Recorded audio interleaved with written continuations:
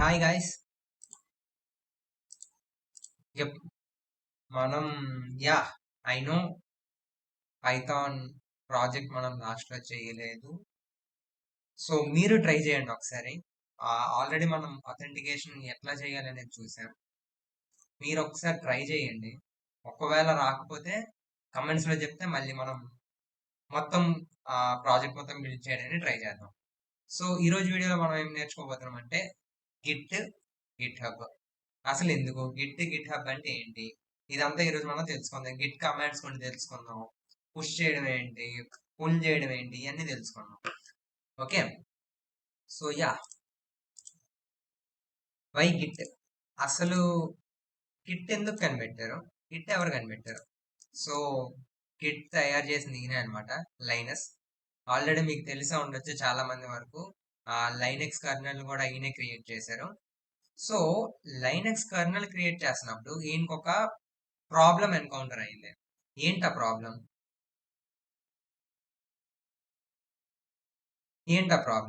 So Git ముందు వరకు, Git కనిపెట్టక ముందు వరకు ఏం చేసేవాళ్ళంటే కోడ్ అనేది రాసేవారు. కోడ్ 1, కోడ్ 2, కోడ్ 3, ఇలా ప్యాచెస్ గా కోడ్ అనేది డెవలప్ చేసేవాళ్ళు అనమాట. ఫర్ సపోజ్ ఇది డీబగింగ్ టీమ్ అనుకుందాం, ఇది టెస్టింగ్ అనుకుందాం, ఇది ఫీచర్ టీమ్ అనుకుందాం. సో ఇట్లా 3 టీమ్స్ డిఫరెంట్ గా కోడ్స్ రాసేవాళ్ళు. వీటన్నిటిని మళ్ళీ జిప్ ఫైల్ లో కన్వర్ట్ చేసి మెయిల్స్ లో పెట్టుకునేవాళ్ళు అనమాట. ఆ తర్వాత ఒక్క సెంట్రల్ పర్సన్ ఈ మెయిల్స్ అన్నిటిని కన్సిడర్ చేసి మెయిన్ కోడ్ లో ఇంటిగ్రేట్ చేసేవాళ్ళు. సో ఇట్లా డిఫరెంట్ టీమ్స్ అనేది డిఫరెంట్ పార్ట్ ఆఫ్ కోడ్ మీద పనిచేస్తూ ఉంటుంది. ఇట్లా జిప్ ఫైల్ చేసుకొని మెయిల్స్ పెట్టుకొని, ఇప్పుడు మీకు 5 to 6 మెయిల్స్ అయితే పర్లేదు. ఇలాంటివి మీకు 1000 మెయిల్స్ ఉంటే ఈ సెంట్రల్ అథారిటీ ఎవరైతే కంట్రోల్ చేస్తున్నారో వాళ్ళకు కూడా ఒక ట్రాక్ ఉండాలి కదా. చూడండి ఇక్కడ ప్రాబ్లం, చూడండి ఏంటో ప్రాబ్లం మీకు అర్థమైందని నేను అనుకుంటున్నా. సో దీనికోసం లైనస్ ఏం చేశారంటే గిట్ అనేది కనిపెట్టారు. గిట్ అంటే ఫూలిష్ పర్సన్ అండి. బ్రిటన్ లో అనుకుంటా ఫూలిష్ పర్సన్ అంట, నాకు ఇందాకే తెలిసింది. So ya developed for Linux kernel development process. Okay, Linux kernel development process లో గిట్ అనేది కనిపెట్టారు. సో ఇప్పుడు గిట్ ఏం చేస్తుంది, ఇందాక నేను చెప్పిన ప్రాసెస్ అంతా ఏదైతే ఉందో, ఆ కోడ్స్ డిఫరెంట్ టీమ్స్ అనేది పనిచేయడం, ఒక సెంట్రల్ అథారిటీ అనేది మెర్జ్ చేయడం, అదంతా మనం కింద చూస్తాం. గిట్ ఎందుకు కనిపెట్టారు అనేది మీకు అర్థమైందని నేను అనుకుంటున్నా. సో నెక్స్ట్ స్లైడ్ కి మూవ్ అవుదాం మనం. Next slide please. అసలు గిట్ అంటే ఏంటి చూడండి, 2 టర్మ్స్ ఉన్నాయి ఇక్కడ. గిట్ వేరు, గిట్ హబ్ వేరు. ఓకే, గిట్ అనేది కంప్లీట్ గా వేరు, గిట్ హబ్ అనేది కంప్లీట్ గా వేరు. ఈ రెండు ఏంటో చూద్దాం మనం. ఫస్ట్ గిట్ అంటే ఏంటో చూద్దాం. What is Git? గిట్ అనేది ఒక distributed version control system design to track changes in source code during software development. Okay, చాలా చాలా పెద్ద డెఫినేషన్ ఉంది, మనం దీన్ని బ్రేక్ డౌన్ చేద్దాం. గిట్ అనేది ఏంటంటే డిస్ట్రిబ్యూటెడ్ వర్షన్ కంట్రోల్ సిస్టమ్.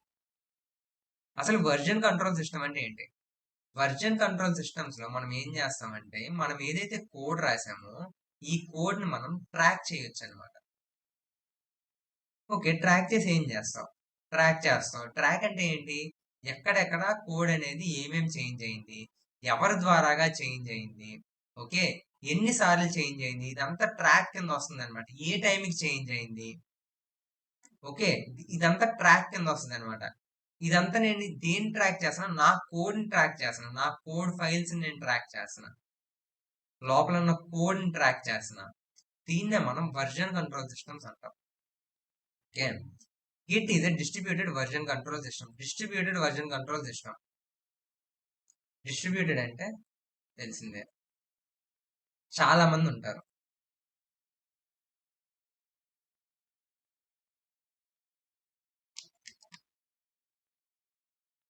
చాలా మంది ఒక వర్క్ మీద పని చేయడం. అంటే ఒక్క వర్క్ ని డిస్ట్రిబ్యూట్ చేసుకుంటున్నారు. ఈ డిస్ట్రిబ్యూటెడ్ వర్క్ లో మనం ఏం చేస్తున్నాం, ట్రాక్ చేస్తున్నాం. ఏమేమి ట్రాక్ చేస్తున్నాం? కోడ్ ని ట్రాక్ చేస్తున్నాం. అసలు design to track changes in source code during software development. Okay, ఇప్పుడు మీకు చిన్న చిన్న ప్రాజెక్ట్స్ లో ట్రాక్ చేయాల్సిన అవసరం లేదు. వన్స్ మీరు ఒక ఆర్గనైజేషన్ లో జాయిన్ అయిన తర్వాత ఖచ్చితంగా మీ కోడ్ అనేది మీరు ట్రాక్ చేసుకోగలగాలి. సో దట్ మీరు ఏమైనా ఎర్రర్ చేసినా సరే, ఇప్పుడు ఫర్ సపోజ్ చూడండి, పెద్ద ఆర్గనైజేషన్స్ లో ఏమవుతుందంటే పని మొత్తం, వర్క్ మొత్తం మీకు ఒక్కరికే ఇవ్వరు. ఈ వర్క్ అనేది డైల్యూట్ అయ్యి నీ దగ్గరికి వస్తుంది. సో నువ్వు చేసేది చాలా కొంత పని, చాలా మినిమల్ వర్క్. ఈ మినిమల్ వర్క్ ని మానిటర్ చేయడానికి సీనియర్ డెవలపర్స్ ఉంటారు.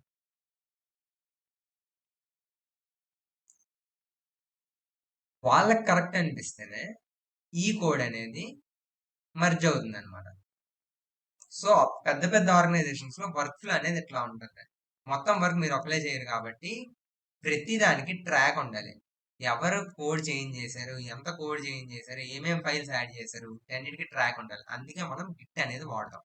ఓకే, గిట్ అంటే ఏంటో అర్థమైందని అనుకుంటాడు.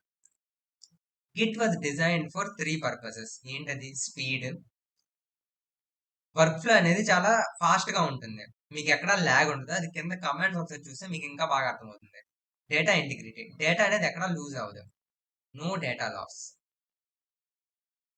మొత్తం ట్రాక్ చేస్తుంది, మొత్తం గిట్ హబ్, మొత్తం గిట్ అనేది ట్రాక్ చేస్తుంది కాబట్టి డేటా అనేది లాస్ అవ్వదు. డిస్ట్రిబ్యూటెడ్ డెవలప్మెంట్, ఇక్కడ ఏం చేస్తున్నాం, హిస్టరీని ట్రాక్ చేస్తున్నాం, కొలాబరేట్ అవ్వచ్చు. సో ఈ పర్పస్ కోసం గిట్ అనేది కనిపెట్టారు. ఓకే, అర్థమైందని అనుకుంటున్నాను. ఇప్పుడు అసలు గిట్ హబ్ అంటే ఏంటి? అసలు గిట్ హబ్ అంటే ఏంటి? గిట్ అంటే ఏంటి? గిట్ అనేది మీ లోకల్ సిస్టంలో, లోకల్ సిస్టమ్ అంటే ఏంటి? లోకల్ సిస్టమ్ అంటే మీరు వాడుతున్న ల్యాప్టాప్ లేదా కంప్యూటర్, మీకు మాత్రమే కనిపిస్తుంది. అదే లోకల్ సిస్టమ్ అనేది. రిమోట్ అంటే ఏంటి? గ్లోబల్. ఓకే, మీ కోడ్ అనేది అందరికీ కనిపిస్తుంది, మీ కోడ్ అనేది గ్లోబల్ గా అందరికీ కనిపిస్తుంది. లోకల్ సిస్టమ్ అంటే ఏంటి? మీ కోడ్ మీరే యాక్సెస్ చేయగలరు, మీ కోడ్ నీకు ఎవరు యాక్సెస్ చేయలేరు. రిమోట్ అంటే ఏంటి? గ్లోబల్. అంటే ఏంటి? మీ కోడ్ అనేది గ్లోబల్ గా ఎవరైనా యాక్సెస్ చేయొచ్చు. ఇప్పుడు నేను ఒక కోడ్ రాశాను, నా కోడ్ మీరు కూడా యాక్సెస్ చేయొచ్చు. అదే లోకల్ సిస్టమ్ లో ఉందంటే మీ ల్యాప్టాప్ ఓపెన్ చేసి నేను చూస్తే గానీ మీ కోడ్, ఆ కోడ్ నేను యాక్సెస్ చేయలేను. ఓకే, ఇప్పుడు గిట్ హబ్ ఏం చేస్తుంది ఇక్కడ? గిట్ అంటే అర్థమైంది కదా. ఇప్పుడు గిట్ హబ్ ఏం చేస్తుంది మెయిన్ గా? Git hub is a web based platform that provides version control and collaboration tools for developers to host, manage and share their code. Okay, ఇక్కడ చూడండి, గిట్ అనేది మీ లోకల్ సిస్టమ్ వరకు బాగానే పనిచేస్తుంది. ఓకే, దీన్నంతటిని ఒక గ్లోబల్ సిస్టమ్ లో store చేయడానికి ఒక వెబ్ బేస్డ్ ప్లాట్ఫామ్ అనేది కనిపెట్టారు. దాన్నే మనం గిట్ హబ్ అంటాం. గిట్ హబ్ అనేది ఏంటి? ఒక వెబ్సైట్. ఈ వెబ్సైట్ లో మనం ఏం చేస్తాం, ఇక్కడ ఏవైతే మనం చేంజెస్ లోకల్ సిస్టమ్ లో ట్రాక్ చేసామో ఆ చేంజెస్ ని మనం ఈ వెబ్సైట్ లోకి పుష్ చేస్తాం. ఎందుకు పుష్ చేయాలి, నేను ఎందుకు పుష్ చేయాలి? సో దట్ అదర్ డెవలపర్స్ కూడా చూడగలరు.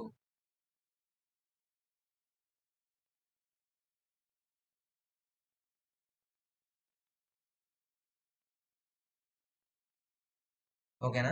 అదర్ డెవలపర్స్ కూడా మీరు చేసిన వర్క్ ని, మీరు చేంజెస్ చేసిన ఫైల్స్ ని, మీరు చేంజెస్ చేసిన కోడ్ ని చూడొచ్చు. అండ్ వాళ్ళు కూడా ఏమైనా చేంజెస్ చేసి మీకు పంపించవచ్చు. మీకు ఆ చేంజ్ కనుక నచ్చితే మీరు మీ మెయిన్ రిపాజిటరీలోనే యాడ్, మీ మెయిన్ కోడ్ బేస్ లోకి యాడ్ చేసుకోవచ్చు. మీ మెయిన్ కోడ్ బేస్ లో యాడ్ చేసుకోవచ్చు. సింపుల్. అర్థమైంది అనుకుంటున్నా. గిట్ అంటే ఏంటి, గిట్ హబ్ అంటే ఏంటి? గిట్ హబ్ అనేది వెబ్సైట్, గిట్ అనేది ఏంటి? ఒక వర్జన్ కంట్రోల్ సిస్టమ్. ఇది ఏం చేస్తుంది? కోడ్ అనేది ట్రాక్ చేస్తుంది. ఓకే. ఇదేంటిది లోకల్ సిస్టమ్ వరకే ఉంటుంది. లోకల్ సిస్టమ్ వరకే ఉంటుంది. దీన్ని గ్లోబల్ గా పెట్టాలంటే మీరు ఈ మొత్తాన్ని గిట్ లోని పెట్టుకోవచ్చు, గిట్ హబ్ లో పెట్టుకోవచ్చు. ఈ వెబ్సైట్ నుంచి ఏం చేసుకోవచ్చు అంటే గ్లోబల్ గా ఆల్ డెవలపర్స్ కెన్ సీ.